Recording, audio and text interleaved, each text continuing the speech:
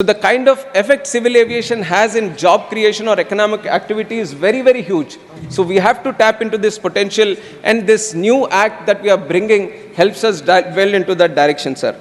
And other than that, like I've said, we have organized the whole sections in the earlier act itself. So there is a clearer picture. Now, if you want to look at what are the actions of DGCA, then we thoroughly know what are the powers of DGCA. And how the powers of central government should be in terms of civil aviation, everything is listed very, very properly. And on top of that, if you look at the consultations, wide number of consultations have happened with the public, with the DGCA, with the AAI, all the important stakeholders, BCAS, all the other ministries that are concerned. After thorough consultations with all these ministries, it is after that, then we have compiled everything, sir. We have taken what the good suggestions are, and we have tried to brought it into the principal act right now. And now, on top of that, I'll talk about some of the important features that we are bringing in with the bill. Now, sir, almost thousands of pilots are getting trained in this country today, and we have spoken to them. We have asked that, do you have any challenges right now in the present scenario? Because we feel, right now I've said there are 800 aircrafts in the country. And sir, you would be surprised the number of aircraft orders we have that are coming in are more than 1,500 right now. And I keep talking to these airlines, and they're every month they keep saying, sir, we have ordered 50 more, we have ordered 100 more, because they see the potential that India has today and how we have to grow forward also. So as we bring in these new planes into the market, we would be needing more pilots also. On some situations, one aircraft would require, with all the FDTL limitations that they have, all the operational requirements they have, they would need up to 20 pilots. So imagine how many pilots our country would be needing as we move forward with all this fleet coming into the country also. And now we thought, let's talk to them. Let us see what their challenges are, how the whole pilot training industry is working today. And one important thing that they've mentioned is that while they go for this CPL, commercial pilot license training and all, one challenge that they face, they have to go through this radiography, the radio telephony certificate, the RTR certificate, which is called technically, this is something which they have to obtain, and flight radio telephony operator license. These are two things that they have to obtain, and for that, they have to go to Department of Telecom. This was how it was designed, because they had the equipment, they had the little know-how and technical expertise. So they had divided this stuff. They said, why don't you get this license from Department of Telecom? Once that comes from there, then the DGCA, which is with the civil aviation, then it thoroughly verifies that. And once we do the cross-verification and the CPL license also, then we grant the pilot the license. But we have seen that when we do this dual thing of going to that department and obtaining a license, and our department doing a certain verification, there was a lot of delay happening.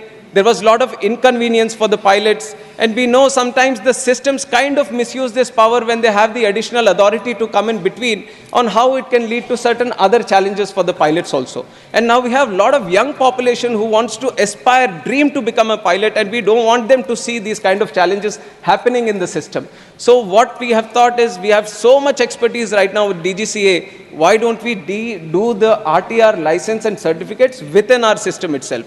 So that is the biggest change we have brought in here, where we are not avoiding the DOT right now, and we have the expertise, and we are bringing everything under our wing, under our civil aviation, under our DGCA, and we are letting the pilots not go through the inconvenient process of going through two different departments for obtaining their pilot license.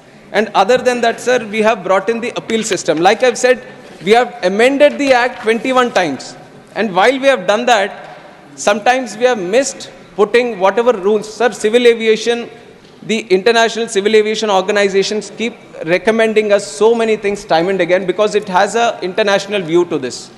Sky is not limited to one country. We travel from one country to the other country. So everything has to be harmonized. Let it be if we are flying here in India, if we are flying in New Zealand, if we are flying in America or any other region or any other continent, everything has to be harmonized so that there is a smooth travel between the countries happening. So as and when anything happens anywhere in the world, this ICAO picks it up, and it kind of recommends to all countries that why don't you have a uniform harmonization among the laws in this thing.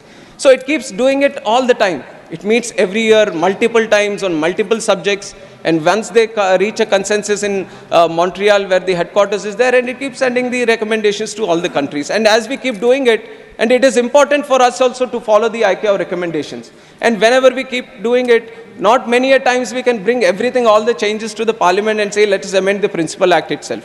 So many times what we do, the rules which are framed under the Principal Act, we try to keep changing them.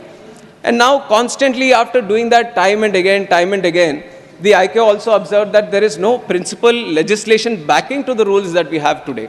So it is very, very important for us to have the principal rules, the backing in the principal legislation itself, so that whenever we make the rules, then when we can say where is the legal sanctity, we can point it out specifically in the act itself. So that process we have adhered to this time. So whatever rules we are making, we thoroughly understand that the rules are originating from so-and-so clause or so-and-so section in the Principal Act itself. And some problems that we have faced earlier was, there was no appeal system also. Whenever the civil aviation, the central government or one of our bodies does any of these administrative orders or actions that are taken by the department itself, it doesn't have the principal backing. We are doing it by rules, which is not legally correct also. So right now we have put an appeal system which follows the principle of natural justice in the act itself. So that is a strong legal backing that we are giving. And now anyone who faces any administrative order or any other financial economic order that comes from the ministry itself, he can go through the process of appealing. Why did it come against me? So the principle of natural justice is being followed here, sir. And on top of that, there are some other provisions also in the appeal system. And also there was, when we are trying to have any problem with the pilot or the license, earlier the system was only you can cancel the license. But now we observe not every time you can cancel the license. Sometimes you might need to restrict it.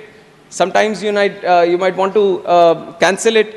So these kind of systems, what we observed, small flaws that were existing in the industry, we tried to pick them up and include it in the act itself.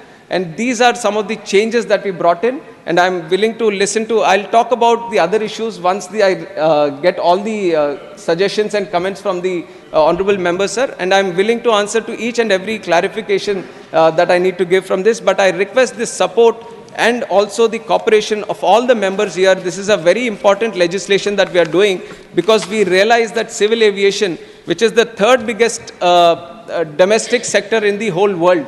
Sir, considering the population, US maybe it's around 35 crores today, and it is the #1 domestic market. And look at our population.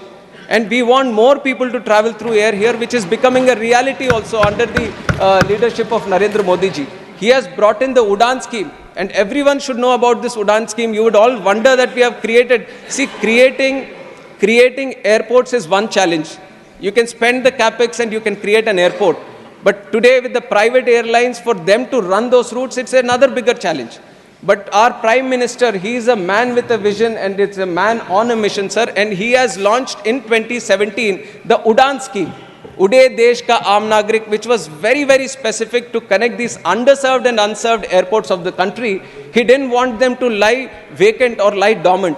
He thought of a brilliant scheme where we were giving a small VGF funding, and we called in the airlines. We said, these are the real India that we want to connect. And wherever these airports were there, the new airports which were built in many of the unconnected areas, which were unconnected through air travel, where we have built them, we have said, through Udan, why don't you start the routes? And today, a staggering number of 602 routes have been started by Udan, which is a record in itself, sir, in the last 7 years. And we want to push it more also. We want to create more airports, and we want to use the Udan also, so even more. And I can proudly say today, I was a member of parliament for the last 10 years. And initially, as I started as a member, sir, the most important request I would get from my constituents was that how do I get a new railway stop? I believe it is there today also. But I see as a minister today, in 5 months, I'm getting requests from across the table, across the house, both in Lok Sabha and Rajya Sabha. People are coming that I want more air connectivity. Why don't you connect me from point A to point B? Why don't I get an airport? These are remote places, sir, where people would have not even dreamt of having an airport. But today, our India, my India, has become so aspirational that even the remotest past, they are saying that I'm not going to strive for anything less. I think he has also a request there, sir, our honorable member. They are all requesting that why don't I have an airport in my own district itself? I feel proud of that. That today, Please, Mr. John Britas, nothing Sir, is I'll going on answer record. that. Please, You speak. get, Mr. sir, John Britas, I'll answer that please, when I get the don't intervene. No, please. Please, I better, you speak. Sir, I am willing to answer all those questions. So I'm saying today, the India Nothing has is become going so on record. aspirational that everyone is dreaming and aspiring to have their own airport, and we want to cater to those dreams. We want to build those airports because we feel if we can't do it today, it will become a challenge tomorrow. Tomorrow, the land is going to be a scarcity. Everyone wants to have land, and nobody is parting away with their land also. And tomorrow, it might get even more difficult for one airport to build. If we want to cater for big, wider aircrafts, we need at least 1,000 acres, sir. And now, today, if we don't start, that is why it is very important to build this infrastructure now. And our Honorable Prime Minister has taken it at the right time, and we have made consistent progress. But we believe that there is a lot more to achieve for us in civil aviation. And with the help of this act, we are going to move into that direction, and we collectively will achieve what I'm saying today, that we will be the #1 domestic civil aviation market in the whole world, and that we are going to achieve. With these comments, I would like to open the bill for discussion. Thank you.